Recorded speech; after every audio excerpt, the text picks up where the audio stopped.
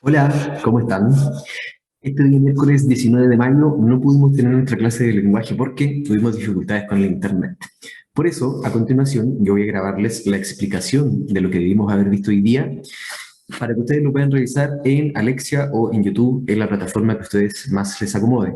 Si tienen cualquier duda o cualquier pregunta, les pido que me escriban al correo para que nos podamos comunicar por esa vía. Respecto a sus introducciones, hoy día, miércoles 19, también les voy a dejar eso todo en las carpetas de retroalimentaciones. Les voy a enviar un mail confirmando, así que les pido que estén constantemente revisando esa carpeta. Si su trabajo no está, es porque lamentablemente yo no lo recibí, no me lo enviaron. Comencemos. Primero, ¿por qué estamos revisando esto? ¿Por qué estamos trabajando el ensayo argumentativo? Ese es el objetivo de nuestras clases desde hace un par de semanas hasta acá. Porque tendremos que presentar un ensayo argumentativo desarrollando un tema dado. Este tema nosotros ya lo entregamos, ya lo planteamos, y es la discriminación. Para resumir entonces, la entrega final es un ensayo argumentativo. Ustedes me lo pueden entregar en formato Word, PDF, formulario online, a través de la plataforma Alexia, o si ustedes quieren me lo pueden enviar a través de un link vía mail. La extensión mínima es de 2 páginas, sin embargo, nosotros dijimos también que podía ser de menos, 1,5 páginas. El objetivo no es que ustedes comiencen a repetir argumentos o información para poder cumplir con la extensión, sino que su ensayo quede bien argumentado, que se entienda la tesis y los distintos puntos de vista que ustedes quieran exponer. ¿Y en qué registro? Bueno, Arial 11, la letra, interlineado 1.0 y títulos destacados. Lo importante, como les decía, es responder a la pregunta que les estoy mostrando en este minuto. ¿Qué valores debemos compartir como sociedad para poder combatir la discriminación? Ustedes en su ensayo deben responder a esta pregunta y entregar argumentos respecto de por qué ustedes creen que esos valores que ustedes me expondrán son los que debemos compartir como sociedad para combatir la discriminación.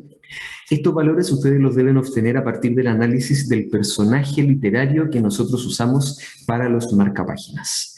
La idea es que ustedes presenten, expliquen brevemente ese personaje, presenten los valores que ustedes creen que ese personaje posee o tiene y que debemos compartir nosotros todos como sociedad para combatir la discriminación y explicarlo en el desarrollo. Les recuerdo que la introducción es breve, son solo 10 líneas, por lo tanto, si van a hacer una presentación del personaje, la idea es que sea breve, no más allá de 2 o 3 líneas. Después, en la parte del desarrollo, ustedes me pueden contar toda su historia y entregarme los antecedentes que ustedes consideren necesarios para poder justificar su tesis, que vendría siendo la respuesta a esta pregunta. Anteriormente nosotros revisamos la ficha de investigación. Recordemos que es muy importante que ustedes investiguen antes de escribir su ensayo. Toda afirmación, toda información que ustedes agreguen debe estar bien justificada y bien fundamentada. Por lo tanto, la investigación es una obligación en el trabajo. Para eso, nosotros usamos la ficha de fuente de investigación que ustedes tendrán que completarla y adjuntarla cuando me envíen el trabajo final. En este blog que yo les comenté en clases y que les dejé acá y que también está en Alexia, ustedes pueden encontrar toda esta información. Pueden encontrar las fichas, que las estamos viendo acá en este momento, y también pueden encontrar la rúbrica de evaluación, ¿ya? Que es la que está aquí para que ustedes la revisen. Recuerden que lo importante es que a medida que ustedes vayan escribiendo su ensayo, también vayan revisando esa rúbrica y vayan considerando qué tiene su trabajo, con qué están cumpliendo y qué les falta, porque ese va a ser el ejercicio que también voy a hacer yo al momento de realizar sus trabajos. Lo primero que vimos fue la introducción. La introducción, como dijimos anteriormente, es esa parte del texto que tiene como propósito presentar el tema, ¿ya? Lo presentamos de manera breve, lo presentamos de manera muy específica, sin dar mayores detalles, porque las ideas que presentemos en la introducción las vamos a tener que profundizar o desarrollar en, valga la redundancia, el desarrollo. Y además tenemos que también presentar el punto de vista, su tesis, que en este caso la tesis sería la respuesta a la pregunta de investigación planteada. Luego, revisamos la estructura externa del ensayo. ¿No? Nosotros dijimos que, bueno, ustedes tienen que presentar su hecho tesis, y lo pueden hacer siguiendo estos ejemplos que yo les dejé acá. Lo importante es que ustedes usen estos ejemplos, léanlos. La idea es que puedan imitarlos. No tengan miedo de imitar la forma en que se entrega la información, la forma en que se entrega la tesis. Es más, las animo a que hagan eso. Eso es lo importante. Y acá ustedes tienen varios ejemplos. Está el ejemplo de introducción a través del planteamiento de un caso, el ejemplo de introducción planteando un problema relacionado al tema, con un hito o un hecho representativo, con información específica, en caso de que sea informativa, o con una definición. Ustedes pueden partir definiendo lo que es la discriminación y el tipo de discriminación que van a abordar. ¿Qué debemos tener en cuenta? Lo que les decía recién, que nuestra introducción debe contener la información suficiente para otorgar objetividad y confiabilidad en la información entregada. No podemos dar lugar a dudas y, como les decía en clases, no estamos en condiciones ya de decir me parece que es bueno porque es bueno y me parece que es malo porque es malo. Eso ya no podemos hacerlo. Y finalmente, no podemos solamente escribir percepciones personales sin respaldarlas con información de fuentes confiables. Acá vuelve a aparecer la investigación, vuelven a aparecer las fuentes. Tenemos que hacerlo. Ejemplos de cómo presentar esto, acá los tenemos.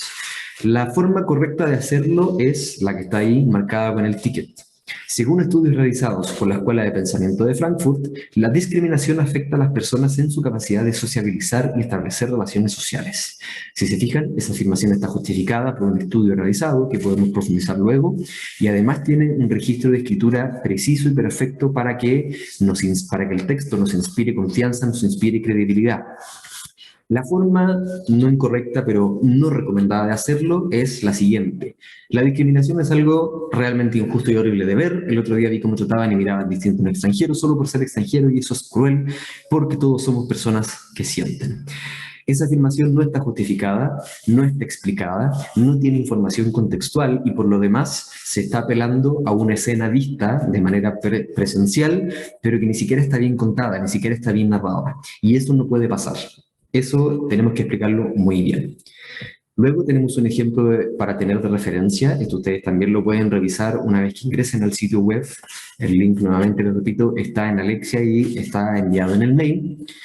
La explicación adecuada, ¿no? Este ejemplo que yo les dejé acá es un muy buen ejemplo porque lo que hace es que explica muy bien el tema de investigación, define la discriminación y cuál es el tipo de discriminación que va a abordar, que eso es muy importante, no podemos abordar todas las discriminaciones. Y además menciona las cualidades del personaje literario y con eso responde a la pregunta que se planteó. Eso es lo que debemos tener presente, porque nuevamente tenemos que conseguir que nuestro texto inspire confianza y objetividad. Luego les presento otro ejemplo, les invito a que lo lean. Este segundo ejemplo también está muy bueno porque el compañero o la compañera que escribió este ejemplo conectó muy bien con el personaje, con su descripción y con sus cualidades. Y con eso respondió a la pregunta de investigación. Así que los invito a que lo lean y nuevamente traten de imitarlos con sus propios temas, con sus propios personajes, pero traten de imitarlos, no tengan miedo, para eso están ahí, es un modelo a seguir. Entonces, sintetizando, primero, no podemos escribir afirmaciones, juicios de valor o percepciones injustificadas o sin respaldar con información confiable. Si es una afirmación propia, tenemos que respaldarla con información externa, información de alguna persona que sea autoridad en el tema. Recordemos que nosotros no somos autoridad en el tema. Por lo tanto, el lector que va a mirar este texto podría perfectamente descartarlo y no validar nuestro punto de vista. Que eso es lo que queremos conseguir, que el lector valide nuestro punto de vista. Y al nosotros no ser autoridades en el tema, no podemos plantear una afirmación o un juicio de valor y dar por hecho que eso es correcto, que eso es así, y que la otra persona nos va a encontrar la razón.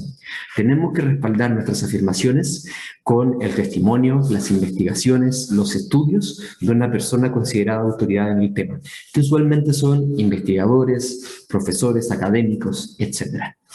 Luego, en vista también de que, como nosotros no somos autoridades en el tema y tampoco hemos investigado ampliamente esta área, no podemos escribir usando lenguaje coloquial o informal. Nuestro texto debe inspirar sobriedad, debe inspirar objetividad y mucha seriedad. El lenguaje coloquial o informal logra todo lo contrario. Y finalmente, toda afirmación, argumento, punto de vista, juicio de valor, definición, etcétera, debe tener una fuente de respaldo o su correspondiente justificación.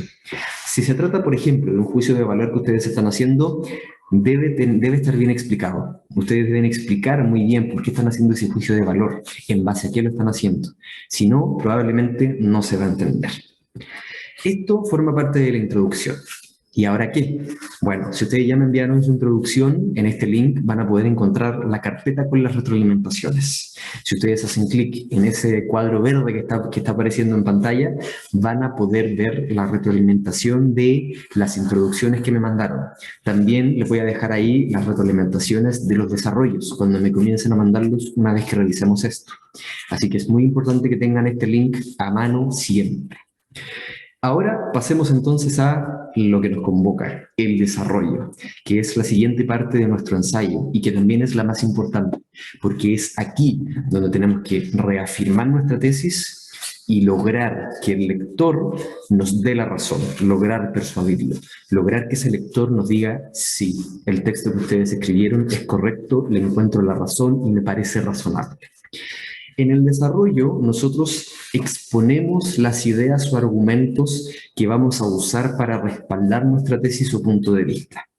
¿Ya? Cada párrafo debe tener un argumento distinto y cada párrafo debe estar compuesto por una idea principal y varias ideas secundarias que van a ser las que van a ayudar o a apoyar esta idea principal.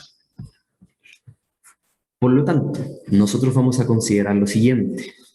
El argumento en sí que ustedes quieran exponer en su párrafo o que ustedes quieran escribir para apoyar su tesis va a ser nuestra idea principal. Y la información que ustedes escriban para apoyar esa idea principal, para apoyar ese argumento, van a ser nuestras ideas secundarias. Cada párrafo del texto debe tener su propia idea principal. Por eso es que les decía que cada párrafo del texto debe ser un argumento distinto. A no ser que ustedes planteen un argumento en un párrafo y en el siguiente párrafo sigan desarrollando ese argumento, que también puede ser. Pero en ese caso, nuevamente, tenemos una sola idea principal. Acá tenemos un ejemplo del primer párrafo de la introducción de un ensayo argumentativo, ¿no? Este primer párrafo nos expone una idea principal, que es la que está marcada en violeta, ¿no? Y tiene dos ideas secundarias que son las que apoyan o ayudan a explicar esta idea principal, ¿no? La idea principal en este caso es esta que está aquí, dice, hoy en día los sellos discográficos y los artistas necesitan toda la ayuda que puedan obtener. Listo. Si se fijan, esa es nuestra idea principal. Es una idea sencilla de entender, es una idea concreta, es una idea cohesionada, es una idea simple, no usa lenguaje complejo y no se da tantas vueltas para presentarla. A diferencia de la que algunos compañeros y compañeras hacen, que se dan una tremenda vuelta antes de presentarme su idea principal, ¿no? En la introducción nos pasó que varios textos que me llegaron hacían una introducción gigante antes de decir lo que querían decir. Por ejemplo, a continuación voy a presentar mi idea principal, que es la que me va a ayudar a trabajar en este texto y por lo tanto me va a servir para defender mi tesis. Mi idea es 2 puntos. Eso tenemos que evitarlo, ¿no? Debemos ser precisos, debemos ser concisos, ir directo al grano. De lo contrario, nuestro lector probablemente se va a aburrir y no va a querer seguir leyendo nuestro texto. Y luego, después de la idea principal, tenemos las ideas secundarias, que son estas ideas que van a apoyar ese argumento, que nos van a ayudar a respaldarlo. Para esto ustedes pueden usar afirmaciones y también información específica, datos específicos. La primera idea secundaria que tenemos en este párrafo es: el negocio de la música vale la mitad de lo que valía hace 10 años y el declive no parece que vaya a ralentizarse pronto. Si se fijan, estas ideas están conectadas, porque la idea principal es que los artistas necesitan toda la ayuda que puedan obtener. ¿Y por qué? Porque el negocio de la música va en declive, va en baja, ya no se vende tanto como antes. Y luego, para respaldar esta afirmación, para respaldar esta información, tenemos datos concisos, precisos. Los ingresos totales de venta de CDs, DVDs y otros productos musicales en los Estados Unidos fueron de 6.850 millones en el 2010. Mientras que 10 años atrás, en el 2000, las cifras de ventas eran de 14.000 millones de dólares. Si se fijan, este dato, esta parte del párrafo, esta idea secundaria, apoya, fomenta la idea anterior. Y con eso tenemos un argumento perfectamente armado. No olvidar, muy importante, no olvidar nuestra idea principal debe estar muy bien presentada, muy bien planteada, precisa, concisa, debe entenderse muy bien, no darse vueltas para explicarla. Y las ideas secundarias deben ayudarnos a explicar y a darle sustento al argumento.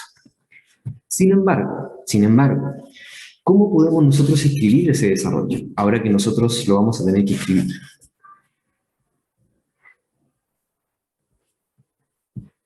Entonces, ahora que ya hemos revisado esto, que va a ser la estructura básica de nuestro desarrollo, debemos escribirlo. Pero para eso, nosotros debemos tener o conocer algunas estrategias, debemos conocer algunas técnicas para conectar nuestras ideas, para que nuestro texto esté cohesionado y para que la información que nosotros expongamos esté conectada con los puntos de vista o afirmaciones que nosotros hagamos. ¿Qué estrategias, qué técnicas podemos usar para eso? Para eso están los conectores. Los conectores son palabras o expresiones cuyo nombre técnico son nexos gramaticales. Nexos, la palabra es de unión o conexión, que nos señalan las relaciones entre las distintas ideas, ¿no? Y nos permiten ordenarlas, nos permiten organizarlas y de esa forma darle coherencia a nuestro texto, darle una unión. Recordemos que independientemente de que nosotros estemos presentando distintos argumentos en un mismo texto, debe quedar todo el texto cohesionado, debe seguir una misma línea, que es la pregunta que planteamos. Por lo tanto, es importante que consideren estos conectores al momento de redactar su texto. Algunos ejemplos de conectores son porque, cuando nosotros decimos porque tal cosa, el pero, sin embargo, no obstante, desde luego, en primer lugar, posteriormente, etc. Conectores hay de muchos tipos, se clasifican en distintas categorías según para qué los necesitemos, para qué debamos usarlos en el texto. Nosotros, para este trabajo, vamos a revisar 3 tipos de conectores. El primero son los conectores de causa.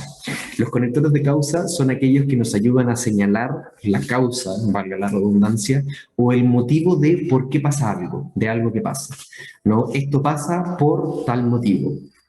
¿Ya? Y para eso, algunos conectores que tenemos son porque, pues, puesto que, ya que, debido a, como consecuencia de, a causa de o en vista de. Si los ponemos en una frase, si los usamos como ejemplo, podríamos decir, como consecuencia de que no tenemos internet hoy día, estamos viendo la clase grabada. ¿Ah? Debido a que no había internet en el colegio, no nos pudimos conectar con el profesor. Ahí tenemos 2 ejemplos de cómo podemos usar estos conectores en nuestra vida diaria, que también nos sirven. Recordemos que los conectores son recursos que nos pueden servir en nuestros textos escritos o también en nuestros discursos hablados. Esto va a estar en el sitio web para que ustedes puedan revisarlo y para que puedan verlo constantemente cuando ustedes lo necesiten, especialmente al momento de estar redactando su texto. Luego, los siguientes conectores que también nos van a servir son los conectores de consecuencias, que son los que nos ayudan a señalar o establecer qué es lo que sigue después de un evento, después de una idea o después de cualquier cosa que queramos exponer. Ahí está la lista, es una larga lista de conectores de consecuencia y para usarlos en un ejemplo podemos decir, por ejemplo, no nos conectamos a la clase, por consiguiente o en consecuencia revisamos el video en Alexia. ¿Ah? Otro ejemplo también podría ser, no pude ir a la clase hoy día, por lo tanto reviso el material dejado en la plataforma. Ustedes pueden usar estos conectores dependiendo del uso que se le dé. Por ahora, como estamos recién en la unidad de repaso, los vamos a revisar así, pero luego vamos a darnos cuenta, vamos a revisar que no es llegar y usar cualquier conector cuando se nos ocurra. Tenemos que usar el conector preciso dependiendo del contexto, de la situación y de la frase que estemos usando. Y finalmente, los últimos conectores que revisaremos y que nos van a servir para este trabajo son los conectores de adición, aquellos que nos ayudan a conectar o a juntar ideas, ¿no? Algunos de estos conectores son el más aún, además, asimismo, inclusive, aparte de ello, también, no solo y sino también. Usados en un ejemplo, usados en una frase, nosotros podríamos decir, hoy no tuvimos clases y además... Los terceros conectores que vamos a ver son los conectores de adición. Los terceros conectores que vamos a revisar, que vamos a ver y que nos pueden servir para nuestro trabajo son los conectores de adición, que son aquellos que nos ayudan a conectar o a juntar ideas en una misma frase o en un mismo párrafo. Ahí está la lista de conectores y para usarlos en un ejemplo, nosotros podríamos decir, como hoy no fuimos a las clases, podemos revisar el material en Alexia y también revisarlo en el blog.